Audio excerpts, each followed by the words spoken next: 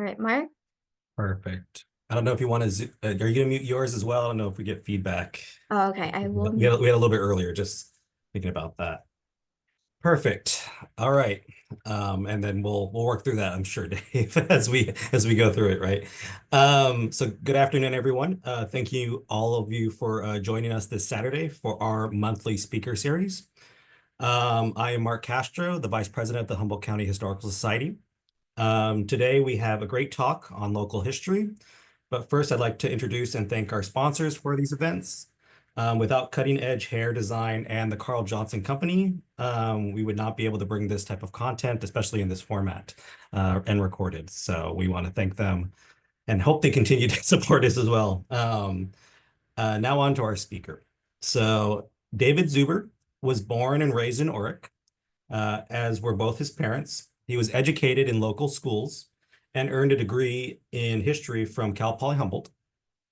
He earned a master's degree from the University of Birmingham, England.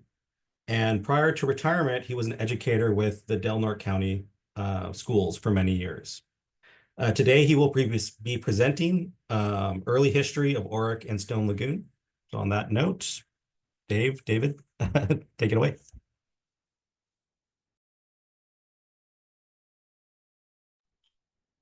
Thank you. And good afternoon. It's a beautiful afternoon up here in Crescent City. So I hope you're enjoying the sun down there too, or wherever you're at. And thank you for taking time to listen to my presentation. What I'd like to talk to you about today is some of the historical figures from the early part of Orick's history in the 1800s to the early 1900s.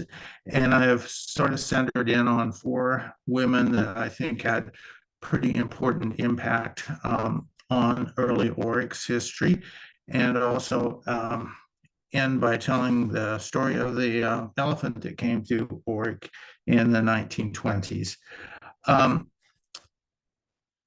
If you drive to Orick today, there's really, unfortunately, not much there to see, but it does have quite a remarkable history. The original inhabitants of the Orick area were the Yurok people. Yurok territory basically was along the Klamath River. Let's see if I can do this here.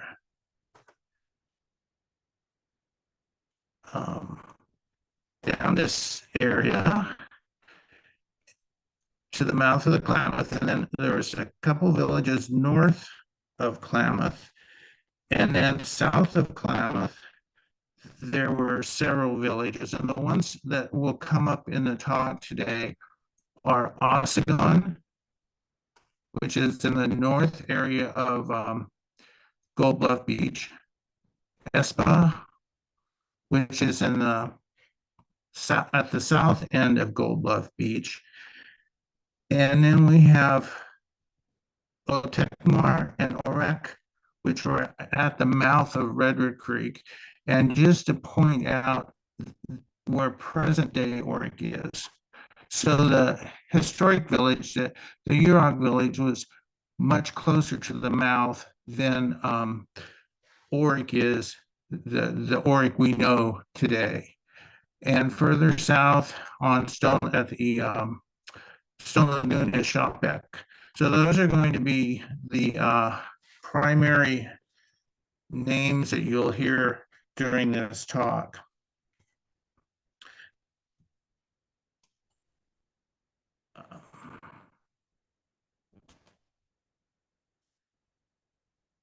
At the mouth of Redwood Creek,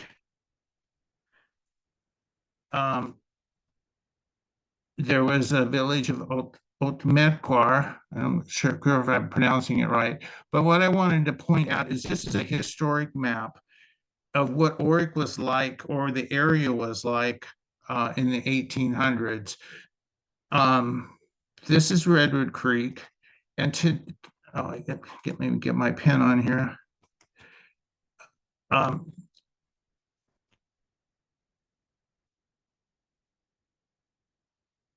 Redwood Creek. But today there's no longer a lagoon. That's been drained, and I'm not even sure when that happened, but it must have been in the late 1800s. Um, this is the village on the north side of Redwood Creek. Today, if you were to drive through a few miles south of Orick, you'd see the Redwood National Visitor Center. That's roughly in this area, just to give you an idea. And today, if you were to drive past Freshwater, you would go through an area that's been cut. That hillside, we call it Lookout Point, originally went clear to the ocean, but in the 40s, when the highway went through, a cut was made, and it's no longer reaches the ocean. So just to give you an idea that things have changed over the years, uh, from when the Yurok inhabited the area and when the first settlers arrived. And this is where the village of Orick was, which is roughly, if you were headed north from Freshwater Lagoon, at the north end, couple hundred yards north of the end of the lagoon, you'll see a rest area, and that is roughly where the Orick village was.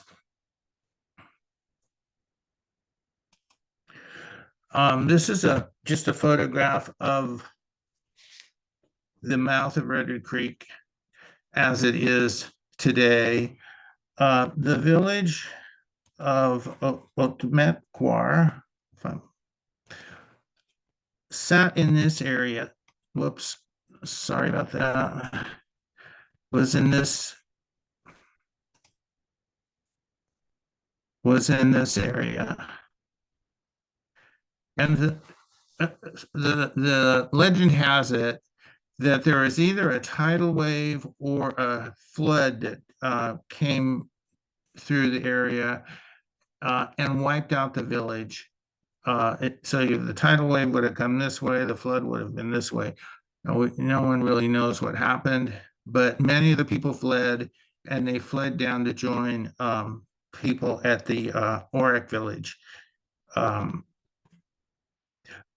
And some stayed after this event and maintained the village, but the numbers were much smaller. The villages at Orick and Ometquar were the two were one of the five. There were five villages in York territory that could hold a jump dance. Orick and Ometquar were one of those five, so they were a pretty important village, even though they were on the coast and quite a ways from the center of Yurok culture on the Klamath. It was still an important settlement, and there was quite a bit of intermarriage between the villages. There were also feuds between the villages. The villages were fairly autonomous. They didn't have any kind of overarching political structure, but there was events that brought them together, world renewal ceremonies, dances, and other cultural events that they celebrated together and joined together and celebrated.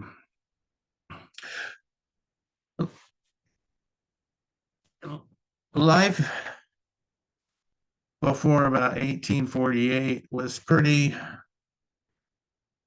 uninterrupted by what was pretty stable. There was a lot of abundance of foodstuffs, their homes, everything was pretty quiet, but within the matter of a couple of years, tremendous upheaval had taken place in the villages along the coast.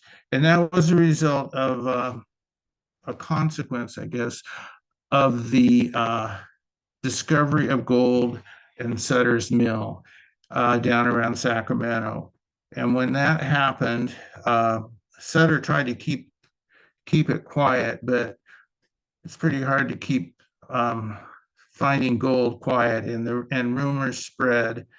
And it was finally announced officially a year or so later that gold had been discovered, and that resulted in just a tremendous population increase in Central California. San Francisco had 1,000 occupants. In 1848, 1850, there were 25,000, and they were transient. They were coming and going, coming and going. Um, San Francisco was um, where people started from to get to gold country. And within a few years, the miners had spread northward. Gold was discovered in Orleans a few years later, and that brought hundreds of miners up to the Orleans area. People were trying to find a way to reach Orleans um, from the coast, and because they were not they were looking for the mouth of the Trinity, thinking there would be a way to go inland. And what a couple of men did is they started out from the mouth of the Klamath and walked to Trinidad. And along the way, they discovered this beach full of gold, to hear them tell it, and how the gold was, you could just fill a bucket full with a shovel and you'd have it within the sand. But it soon was realized that it took a lot of work to separate the gold from the sand, and also that every time there was a tidal change, the gold, the dark sand which had the gold in it would be moved. So you never knew each day where the gold was going to be, where this dark sand was going to be, and then it became very difficult to separate the gold from the sand. But that didn't stop people from trying, and it didn't stop people from advertising, I guess what we would say, sort of fake news today. The rumors are told that there was $40 million worth of gold on this beach. It was there for the taking. You could get rich overnight, but people wanted to believe that, and they headed, men mostly headed toward Gold Bluff. And what they would do is they'd sail, most of them would sail from San Francisco to Trinidad and then trudge up the beach to Gold Bluff. And within a few years, there were hundreds of miners working the beaches of the sands of the Gold Bluff. And that this influx of Americans and white people, people from other cultures, just decimated the local villages. This is an early photo of where Espo was. I just wanted to show you what the area was like. And here's the Gold Bluffs here. One mining station was established around near Espa, and one at the north end near the other village of Osagon. But it was more like it was more like an invasion, and in the Yurok that lived there, most of them fled. They were fled or they were killed. In other areas, Indians were, especially young Indians, young children, were enslaved or were sold as indentured servants. I'm not sure if that happened with the people at Gold Bluff and Osagon, but they definitely dispersed, and many of them headed south to the villages at the mouth of Redwood Creek for safety and to basically get away from the influx of miners. Miners brought with them European diseases, they brought with them alcohol, firearms, basically a very violent culture. And I think it's very hard for us to realize, if we even can realize, what a change it must have been. And we're talking a change within just a few months or a few years, from a very quiet, sort of idyllic life to one that has been totally disrupted. Um, and that was a terrible impact on the villages along the coast, and even inland and throughout California.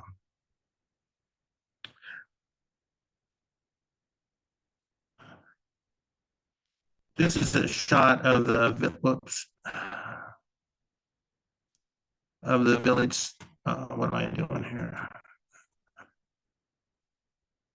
The village site at Stone Lagoon. It was here's the lagoon, the ocean, and it's a beautiful site. It's now within the Humboldt Lagoon State Park. So with the advent of the miners, as I was saying, um, the native people spread out and dispersed. And that brings us to the first woman that I wanted to talk about. And she was a Yurok girl when the miners arrived, and her family um, fled south to the Orick area and lived with the villagers in the Orick area. Her name was Annie. Her father's name was Tepsua, and it was corrupted over the years into, or anglicized, if you want to say it that way, to Tipsy. And Annie and her dad and mother all fled to the Orick village. There was the father, and the mother's not on here, but the mother was a well-known Indian doctor, and they had 5 daughters. There was Holloway, who was also an Indian doctor, Annie, who we're going to talk a little bit more about, Emma, and Jenny, and last, Flenny Flounder, who is probably the most famous Yurok Indian doctor in historic times. She was a well-known healer, a well-known doctor, and there have been many accounts of her being able to levitate and her being able to move objects um, from a distance. She's a very interesting lady. I think it'd make a wonderful research topic, because she seems to have been very comfortable in both worlds as she was older. There's pictures of her in Western clothing, and then there's pictures of her in very traditional clothing.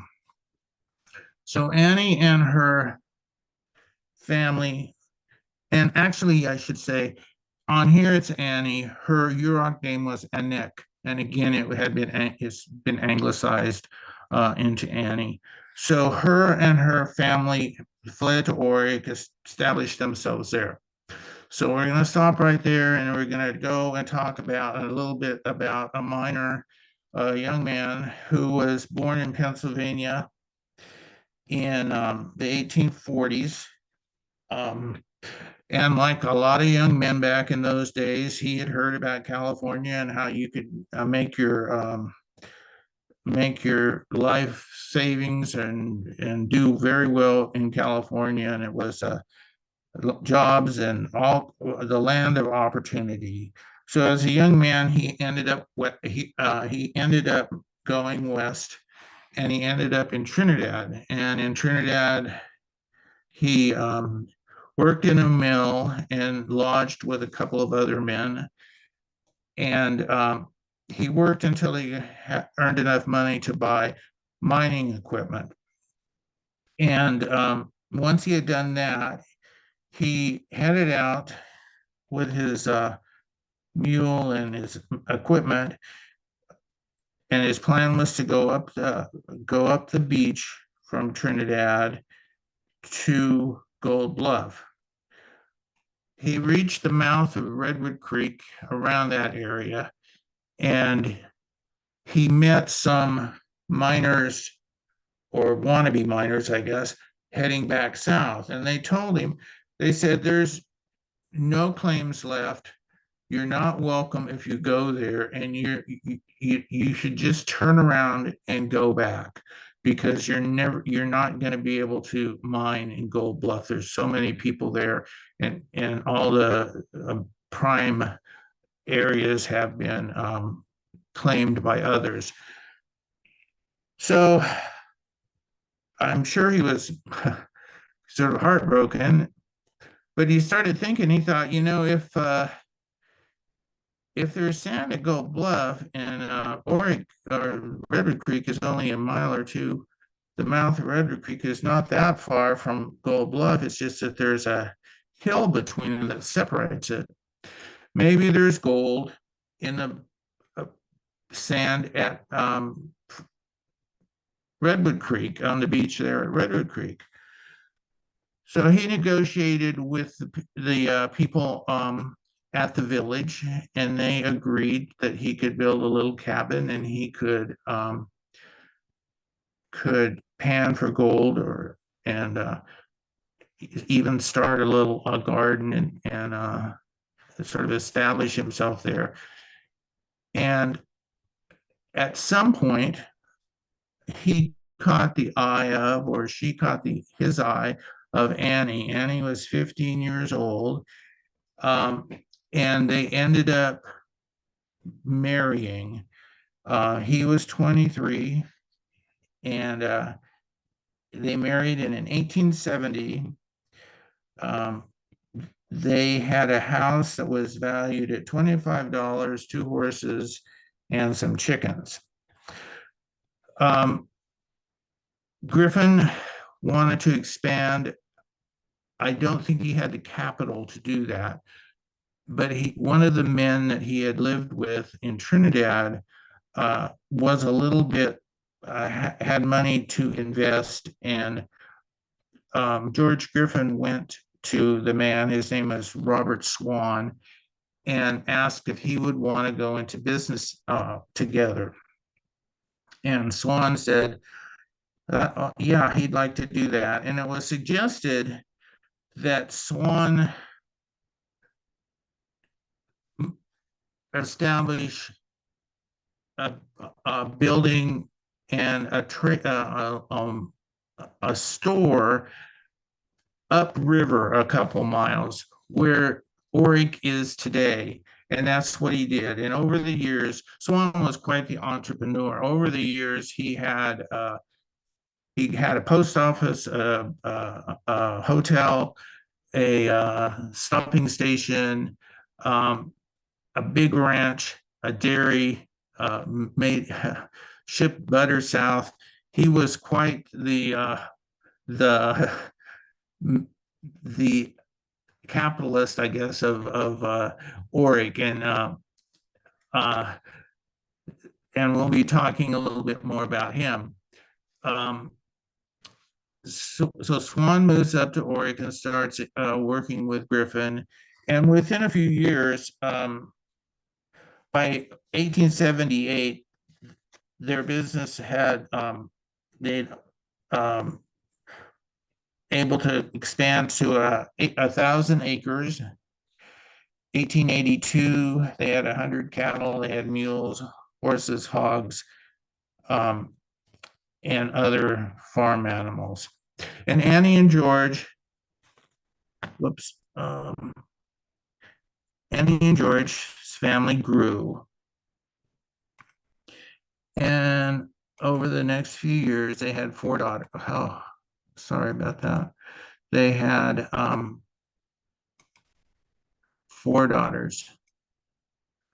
Myrrh was first, Ola, Ida, and Faye. everything seemed to be going well with for Annie and the family and George and Robert Swan had a relationship with Holloway, the old one of Annie's sisters, um, and they had a girl child together. I don't know that they ever really lived together, but he raised the girl and provided for her education. She was an Indian doctor, also like her mother, and it was said that families didn't tended not to want their daughters to marry if they were doctors because um, they brought in a lot of money for fees for doctors' fees. So it might have been just a situation where they were able to uh, live and have a child together, but not marry, at least with her father's permission. Um, so Annie and it's really one of the main people that we're going to talk about. And what happened, unfortunately, in 1883, her husband George was crossing Redwood Creek in the wintertime and he got wet. He developed a cold, which turned into pneumonia, and he died. And he was 35 years old. Annie was in her early 20s with mid 20s with four daughters from 11 months to 11 years old. She initially fled to another village up by Klamath, but she didn't stay there very long. Uh, I believe her and the girls moved back to Orick because Robert Swan became the guardian of the girls. And Robert Swan also inherited the business that he and Griffin had. But Swan also agreed to give each girl a quarter the of their father's inheritance of what he had gotten from their father when they became adults, which was really unusual because at that time Indians could not testify in court against a white man. They couldn't vote. There were so many restrictions. They technically couldn't inherit either. But he found a way to, or they found a way to be able to do that. And he also made sure all of the girls got a good education. So Annie becomes the mother of these girls. These girls marry, and today, this is kind of an old family tree, but today they're probably great grandchildren, many of them still living in Orick, and with these roots that go clear back to Annie and George Griffin, and Annie being from initially from Espa village. Annie goes on, and I just don't have the time to tell all of this, but Annie goes on to remarry, and she has two more children, and they were very prominent individuals in Orick, and they were also very active in keeping the Yurok culture alive. I didn't want to leave Stone Lagoon out of this area, so I just want to touch on another uh, woman that has a fascinating history. She was also from Espa, and she was Yurok, but she also claimed that she had Spanish blood. And when I first heard that, I thought, well, that's kind of strange. I'd never heard of um, how did that happen? And then I read that there were instances documented up here in Crescent City, and I believe in Trinidad, of where in the 1700s sailors had jumped ship and um, stayed with villagers. So that might be true that she had some Spanish blood, but she was definitely from Espa and Yurok. Unfortunately, she lost her entire family uh, who were killed by white settlers um, in the 1850s. She fled south and she went further south. She went clear to the Stone Lagoon, the village at Stone Lagoon. And we don't really know all the circumstances, but she ended up working for a rancher that had started a camp for mule trains uh, to uh, feed mules that were carrying supplies over to Orleans. They would start out from Trinidad, and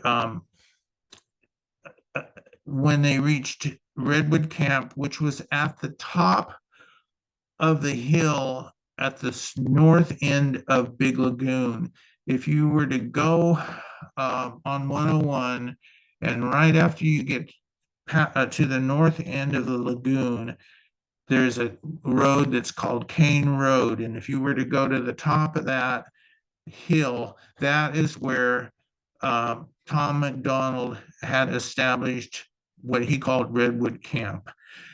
And I'm not sure how she ended up there, but she ended up marrying Tom. And they had a big family over the years. But there was an interesting incident in the early 1860s. She was about 7 or 8 months pregnant, and a rumor was spread that there were some Indians that might attack the McDonald camp. And apparently that had happened in the past because for some reason, Tom McDonald was not particularly liked by some of the natives. So what he did is he took Catherine and took her out and made like a lean-to in the woods and told her to stay there. He was going to go to Fort Humboldt and get some militia to come and help protect the camp. While he was gone, a group of warriors found her, and they were threatening to kill her when one of the men, older men, they called him Old Saul, stood up and said, she's pregnant and she's a distant relative of mine. I don't think Catherine even knew that they were related. And anyway, he was able to persuade them to release Catherine, and they did. Catherine and Tom, Catherine a month or two later had a baby girl, and over the years they had 7 children together. Many of those children established businesses or had ranches, dairies in the early 1900s in the Stone Lagoon area. They were a very prominent family. There's at least 2 McDonald Creeks in that vicinity. So they're definitely well known up in the Stone Lagoon area. So that was the second lady I wanted to talk to, woman I wanted to talk to. Wanted to talk about. I want to switch to another lady that I found fascinating. and her name was Irene Dorman. Irene was born in Nova Scotia in Canada in the mid 1800s, and she um, and many of the young men in that area got the gold fever and headed to California. And one of them was Arthur Davison. Arthur made it to Gold Beach and just realized that it was easier to be a blacksmith than it was to be a gold miner there. So he worked there for a while, and then Robert Swan hired him to work on his ranch in the Orick area. And once he accumulated enough money, he returned home. And he was still a young man. He returned home to Nova Scotia, and he met Irene. He courted her, and then he returned to Orick, worked for a while, sent for her, and they met and married in San Francisco. And then they came up to a homestead just north of Orick. Again, if you 4 or 5 miles north of Orick, you'll see Davison Road, and that's where they established their ranch. Davison Road is the road you would take to get out to Gold Bluff and to Fern Canyon. When Irene married, she brought a trunk with her with her trousseau, and in that trousseau was a camera, and it was a. I'm trying to see here. It was a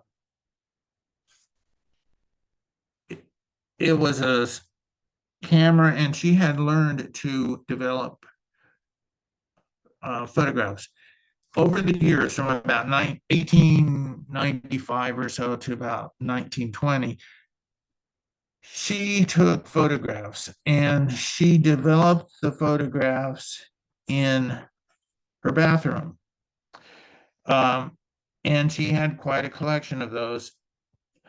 And I had heard that I had seen in a book a few of her photographs, and I had gone to school with would be her great grandson. I contacted the family, and they were gracious enough to share with me some of her photos, and I thought that was kind of fascinating because they're photos that are not that are of everyday life, and they're not just photos of staged photos of people dressed in black and looking very no smiles and basically a staged photo. These were photos of what life was like in Orick and northern Humboldt County at that time. This is Irene and her daughter, Gladys. And it's probably at their homestead because you can see where they've cleared the trees and the brush. Arthur Davison once said that he and his wife over the years had killed something like 200 bear as they cleared the property there for the Davison dairy that they had for 3 generations. This is a typical early road that Irene took a picture of. It was pretty muddy and pretty difficult to get through. This is a picnic on the beach. This is overlooking, it's the south end of Freshwater Lagoon. Freshwater Lagoon would be to the right, and let's see here. This, whoops.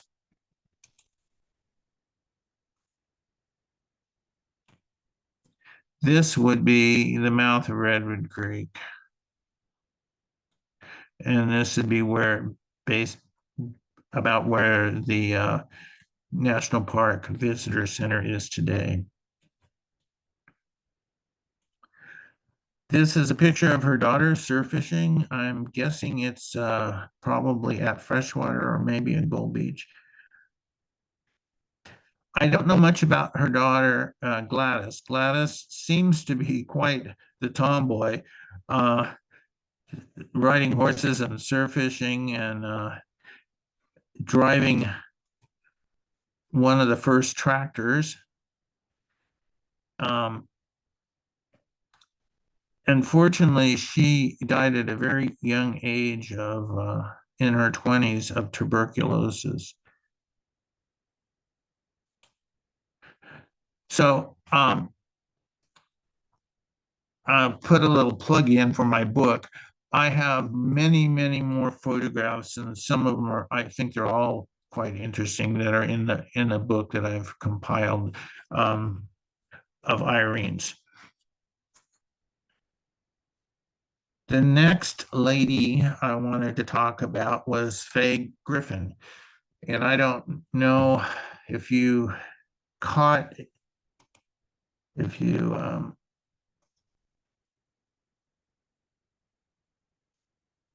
see that last name, Griffin, or middle name.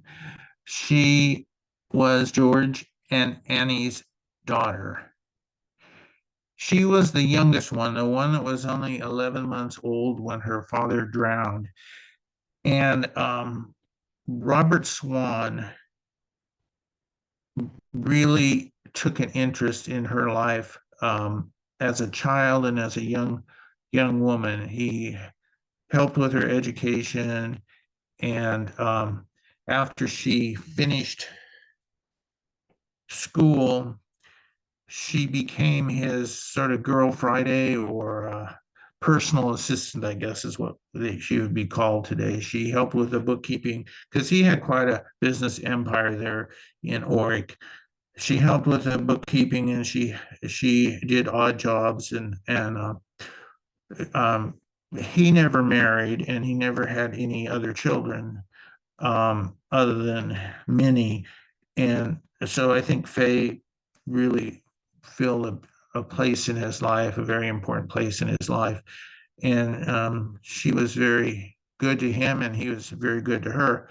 Uh, but there's a funny story that um, I think it was in 1911.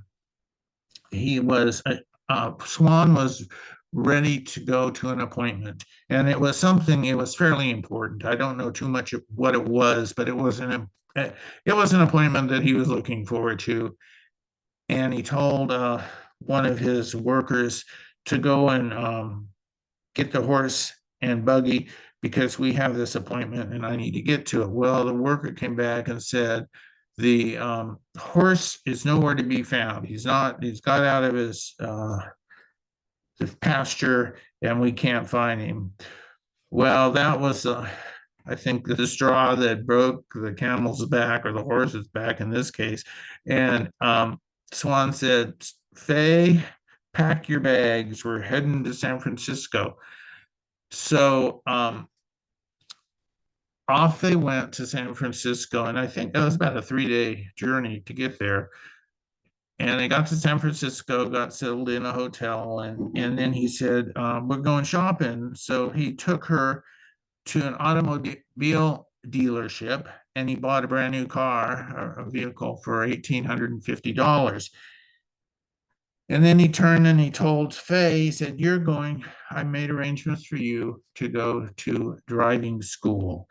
And you're going to be taking a 2-week course here in San Francisco. And then we'll head home. So Faye took the course.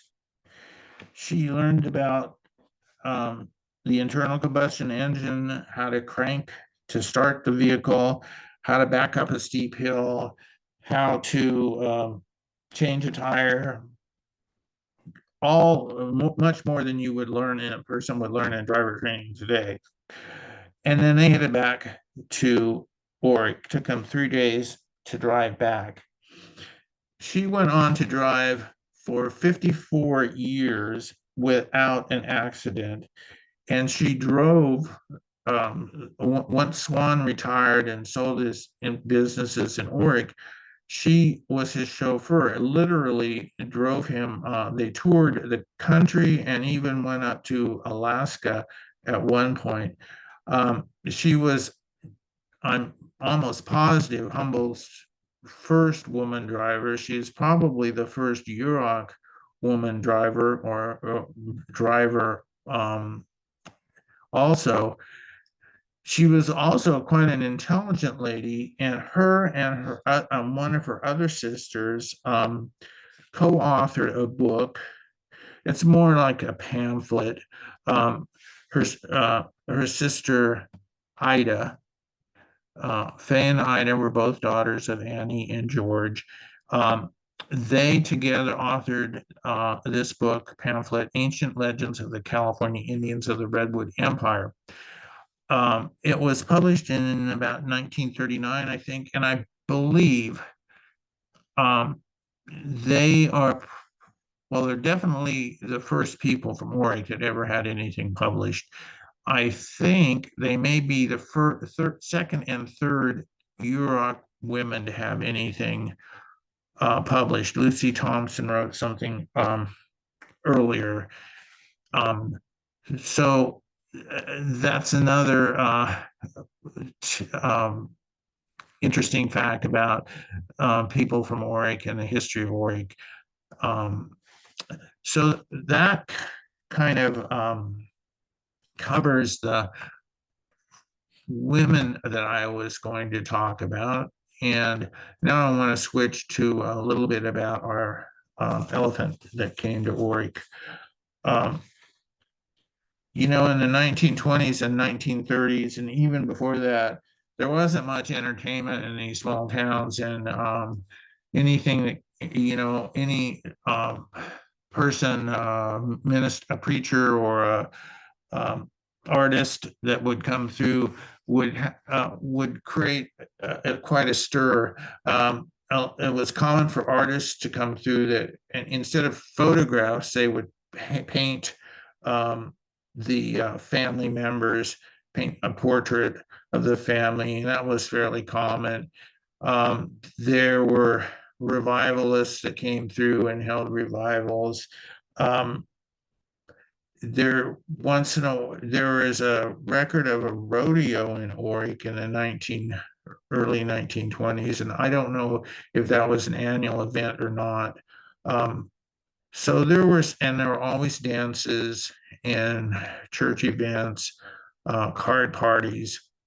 But every once in a while, a circus would come through, and a circus would be the highlight of the year. It attracted people and children. All would become very excited about a circus coming through. It's documented about a circus that came through Eureka in 1915, and the circus arrived via train from the south, and word got out that the circus was coming, and there were 4,000 people that had gathered at the train station to welcome the performers and the animals of the circus. The circus had 4 performances in 1.5 days, um, and admission was 50 cents for adults and 25 cents for children. Every show sold out, and they figured that over 7,000 people attended the 4 shows. In 1927, Honest Bill's Circus came through Orick, and they were heading south. They had performances scheduled in Grinnell and in Blue Lake. They headed south, went through Orick, did their performances, turned around and headed back. And just north of Orick, um, let me just to remind you a little bit, they encountered a very, very muddy road. The road was actually being under construction, but it had rained so badly that it was just mud. And Honest Bill thought, well, maybe I can make a few dollars by putting my elephant to work, pushing the vehicles through the mud, and as well as the circus vehicles. So he got the trainer and convinced him to get the elephant, um, and the elephant started pushing cars through the mud. And the elephant was called Big Diamond. So Big Diamond worked all day pushing cars and circus cars through the mud. At the end of the day, she laid down, and the trainer knew something was wrong and he could not get her up.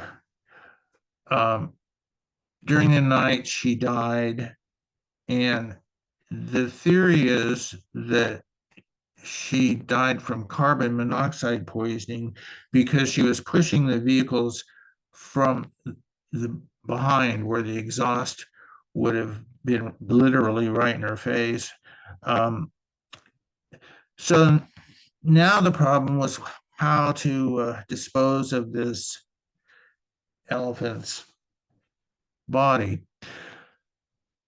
Honest Bill went to the supervisor of the road construction, and he asked if he said, I'll make you a deal. If you bury this elephant, I will let you skin it and take the hide and you can have it tanned, and you can have it made into belts and shoes and wallets, leather goods, and you can sell them because people are going to want. It's going to be a unique thing to have something made out of elephant hide. Um, and he said, it's you can probably easily get $600 to $800 for the things that you make from the elephant hide. So the supervisor told two of his workers to skin this big diamond. And it took them a day or two to do it because the hide was quite thick. And once they had the hide skinned, they drove to Eureka. And it took uh, quite a while because it was in the 1920s. And by the time they reached Eureka, the hide was starting to smell pretty bad. And the man at the tannery said, I can't tan this. I don't know the first thing about tanning an elephant hide, and I don't have the room. I don't have everything, anything. I don't want it basically, and I don't know how to can't deal with it. You need to just take it back. So they turned around and drove back to Orick with this elephant hide, and they can, and Honest Bill convinced the road supervisor to bury the hide along the side of the road next to close to the elephant's body. Honest Bill was interviewed. There was an article in one of the Eureka papers about this tragedy, along with a picture of the dead elephant. And Honest Bill claimed that the hide was weighed 2,000 pounds, and that the elephant was worth $10,000 and was 247 years old. So I think Honest Bill kind of stretched the truth a bit on those facts. So this this is in 1927. Well, in 19 right after World War II, there was a lot of road construction going on, and in, I think it was 49, they built the highway across the spit there at Freshwater, um, cut that promontory that went into the ocean that I was talking about at the very beginning, and then they were working their way north, and they were working about by Davison Road, a few miles north of Orick. That one is really muddy, and it was um, they were trying to expand the road and make it taller, higher also, because it was pretty much a swampy area they were going through. And the excavator turned over these bones, and they were huge bones. And one of the men that was working there was actually a student at, I think it was Berkeley. And he said, well, that's a mammoth, a woolly mammoth, or it's prehistoric animals. It's it's it's um it's a rare find.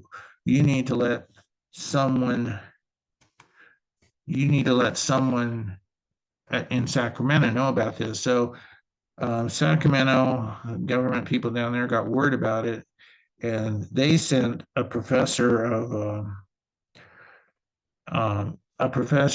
of paleontology up to check out these bones.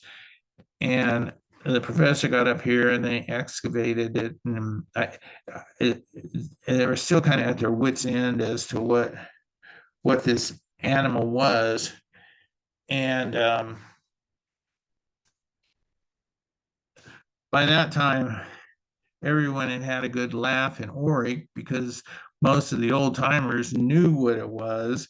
And one of the old timers took pity on the paleontologist and his crew and said, well, that's the remains of the Orick elephant, Big Diamond. Um, there is, if you ever go through Orick and are interested, in seeing it, there is a little memorial to Big Diamond.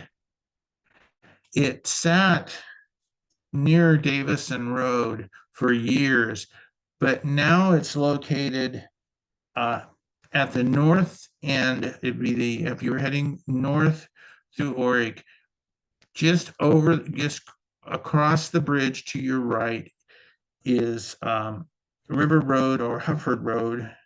And if you were to turn on that road and immediately right to your left in the parking lot of what used to be the Lumberjack, it's a vacant building now, this memorial is located. Big Diamond, the circus elephant, expired near here in 1927. It's pretty much a synopsis of what I just relayed to you. So that concludes my talk. I wanted to let you know that I have had a book published on the history of Orick and Stone Lagoon. And if you're a local history buff, I think you would find it interesting. To me, just the photographs that Irene Davison took um, are a great addition to the book. It's available if you're in Humboldt and Del Norte County. It's available at the museum, the county museum, and it's available at Del Norte Office Supply. In Orick, it's available at the pizza food truck by the post office. In Trinidad, it's available at the Trinidad Museum. In McKinleyville, it's available at Blake's Books. And in Eureka, it's available at Humboldt County Historical Society bookshop. So that concludes, or it's available also by contacting me at either one of these email addresses, and I can send you uh, the information on the cost and what mailing cost would be also. So now, if there's any questions, I'd be glad to try and answer them. So yeah, we had a handful of questions that came through the chat. The first one is, what is the Yurok name for Redwood Creek? I do not know. I'm sorry. Second question, what did the Yurok call their doctors slash healers? What were their methods of healing? I don't want to mispronounce the word, but there is a word for Yurok doctor. And the way I understand a UROC doctor worked is they controlled what were known as what were pains. And and they were, in English, they were called sucking doctors because they would go into a trance over the patient and they would be able to pull out the pain that was in the person's body and they would spit it out after they um, had removed it. And I know that sounds kind of different, but I've read of the same type of medical or same type of procedures that are done that were done also in the Philippines. Um, so that's kind of how a URAC doctor worked. All right, so the next question refers to one of your slides. They were asking which of the two women is Irene from the Irene Dorman Davison slide. Okay, let me go. The lady on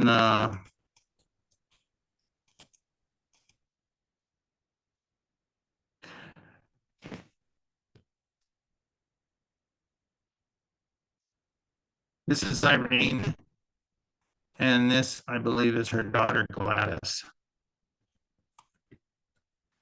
Okay, thank you.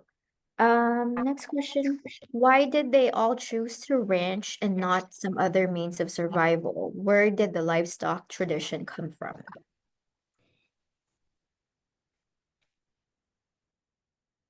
Well, there seems to be, and I don't know if you can expand this throughout all of development in this country, but it seems like the first people, foreigners that came to an area were either miners or trappers. And they were pretty vagabond type of people. They usually didn't settle down. They moved a lot, just because of those professions. Later, agriculture and more established people that wanted to establish a agricultural a farm or a ranch, because remember in the 1800s most people were lived in small most people had or many people had ranches and farms, and they were pretty well self-sufficient. They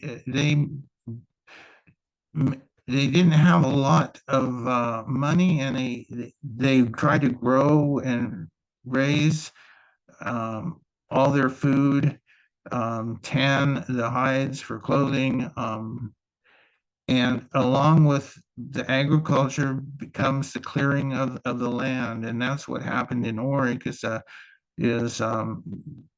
with the agriculture. Um, the land was cleared. Orick had dairies, and initially butter was produced and shipped south. In other areas of the country, it would be another product that was used to raise money, but also the farmers were often very, very self-sufficient and raised and grew most of their own food.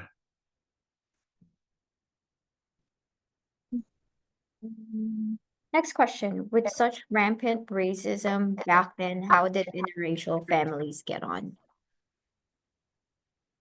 I'm sorry?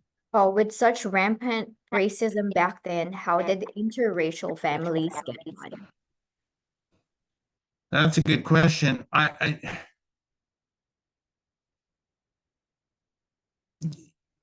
really don't know. I know it must have been very difficult um,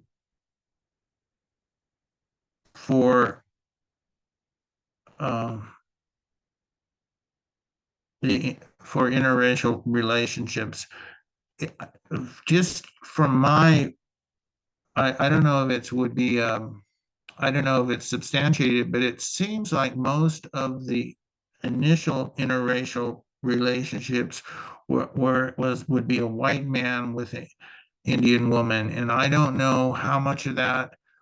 I'm sure it depended on the relationship. It could have been very coercive um, relationship. It could have been true, a true love. It's hard to it's hard to know. I I've and I was fascinated when I read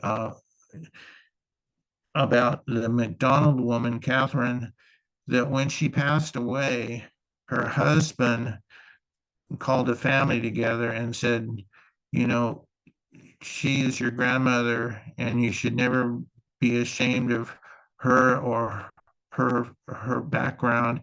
She was a very important woman in my life, and you need to remember that and honor her. So I think there's probably the whole gamut, because there were also instances of women being forced into relationships that they didn't want. Okay, so this is our last question from the chat.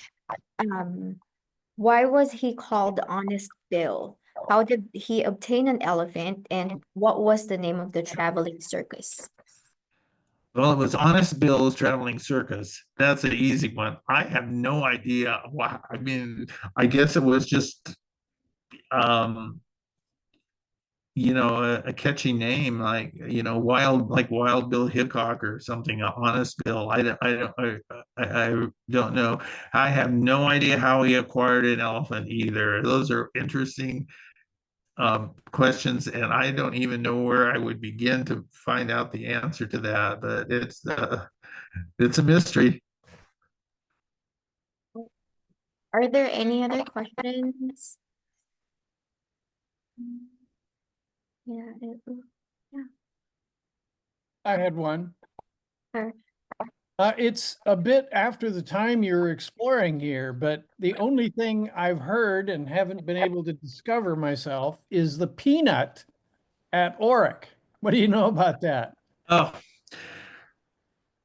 actually, I'll, I will put a plug in for my book, but I will tell you also, the peanut ended up in Orick near the Palm Cafe at the north end of the bridge, and it was moved down to the market as you come into Orick. Um,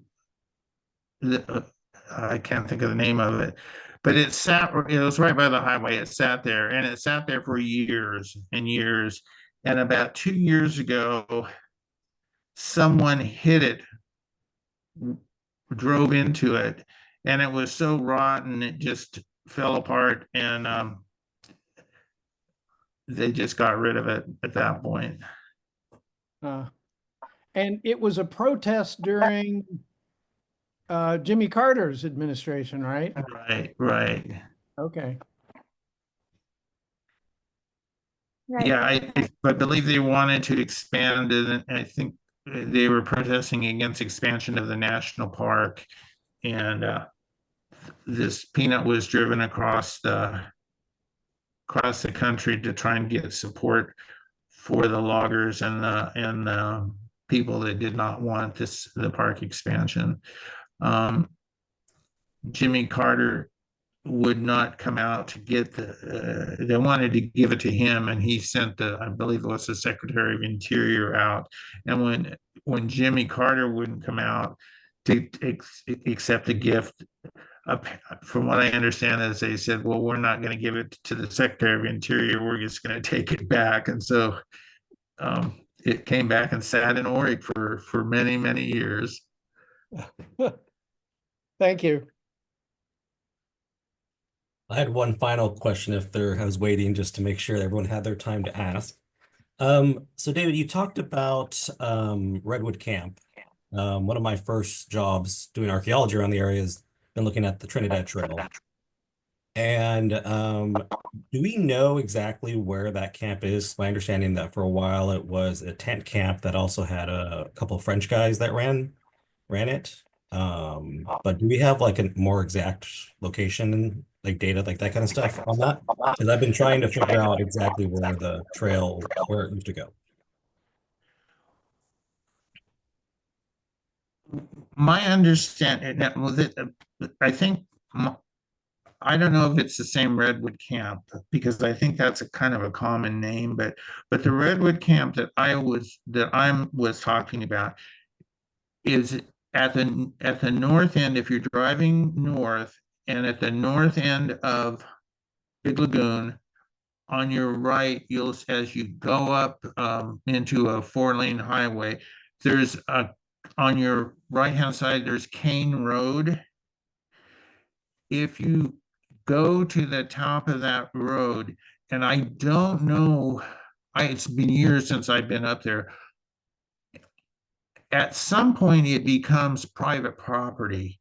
When I was a kid, my dad worked with a guy that owned, and I didn't realize it at the time, had built a house up there at the very top.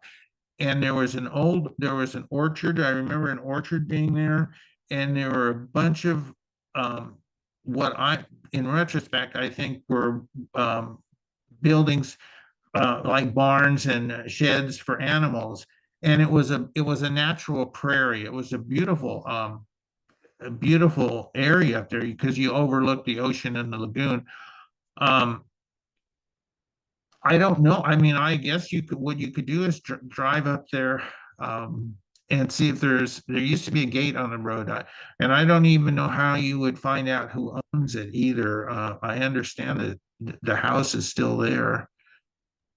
Okay, that's good to know. Yeah, my understanding, having read the journal of one of the gentlemen that helped create the Trinidad Trail and made the improvement and kind of improved off of the previous Yurok Trail.